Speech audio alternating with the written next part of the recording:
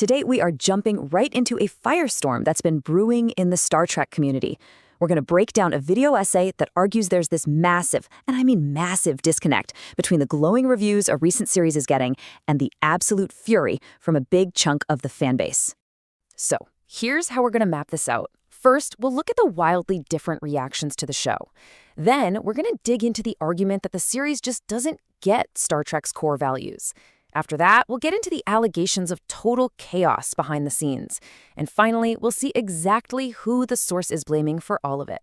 All right, so the whole thing really kicks off with this huge split in opinion. You've got the mainstream media on one side, and on the other, well, you've got a fan base that sounds like it's an open revolt. And this slide just lays it out perfectly, doesn't it? On the one hand, the media is hailing it as the best first season ever, but the video essay we're looking at flat out says that any real fan would know this is not it. I mean, you can't get two more different takes on the same show. It's like they're talking about two separate things. So you have to ask, how does the video explain this total disconnect? Well, the narrator comes up with this term, media machine cope. The whole idea is that all this positive press isn't real, honest praise. It's actually a calculated play, a kind of propaganda theater designed to make everyone think the show is a hit. According to the essay, this isn't just a random thing. It lays out this whole four-step strategy. It all starts when a show isn't doing well. That's the trigger for a wave of puff pieces. Then those articles are supposedly used as ammunition to argue for renewing the show, and the end game? To get the person in charge a brand new contract. But you know, the critique goes way deeper than just business tactics and PR spin. The source argues that the show gets the entire soul of Star Trek wrong, that it fundamentally misunderstands what the whole franchise is about.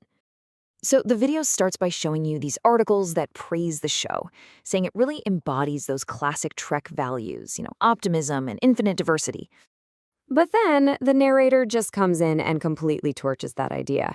They argue that this version of infinite diversity isn't a beautiful rainbow of ideas at all. It's more like mixing every single color of paint together, and you just end up with a murky, indistinct brown. Ouch. And this is where it gets really interesting, because the essay starts to pull apart the show's own logic.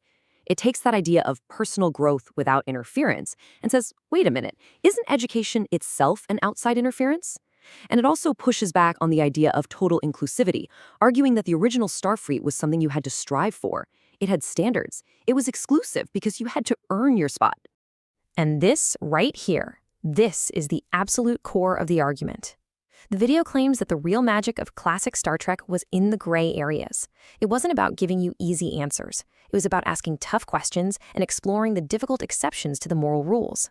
And according to the source, that's something this new show just doesn't do. Okay, so let's shift gears a bit. We've talked philosophy, now let's talk about what was supposedly happening on set.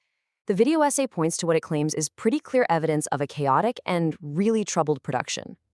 The source points to some things that, honestly, would make any fan scratch their head. We're told important characters, like a fan favorite named Gemma, literally just disappeared after episode 5. Poof. Gone. Other members of the bridge crew were just there in the background, never getting any lines or development, and major character stories just kind of fizzled out with no real ending. And this timeline, I mean, just look at it. It paints a picture of absolute chaos surrounding the season finale. Apparently, the original idea was thrown out completely. A whole new story had to be written just 2.5 weeks before they started filming. And the script they ended up shooting with, the source calls it pretty much the first draft. And look, this source says this isn't just some rumor. They back it up with a direct quote from the showrunner, Alex Kurtzman, where he basically seems to confirm it. He admits they realized they hadn't broken the right story and had to start over right at the 11th hour. So after all that, the philosophy, the production chaos, it all boils down to one thing. The video essay points the finger directly at one person, using some pretty strong language to do it. Yeah, the source doesn't pull any punches here. The accusation is flat out. The showrunner just does not understand the franchise he's in charge of. The argument is that his entire vision of what makes Star Trek is just fundamentally wrong. And for their big Exhibit A, the video points to something pretty interesting. It brings up the one season of modern Star Trek that got almost universal praise from fans. That's Picard Season 3. and then claims its success is because the showrunners supposedly had nothing to do with it. And so, at the end of the day, it all comes full circle, right back to that media cope idea. The video's final theory is that all those positive articles are just marketing spin. It's a way to go to the studio and say, hey, look, everyone loves our show. It's not our fault people aren't watching. The audience is the problem, not the product. So there you have it. That's one really powerful, really critical take on the state of Star Trek today. It's a story of what the source calls creative failures and corporate survival tactics. And it leaves us all with a pretty huge question, doesn't it? Is this disconnect a sign that a legendary franchise has lost its way? Or are these just the growing pains of bringing a classic into a new century? What the future holds for Star Trek? Well, it seems that's an open question.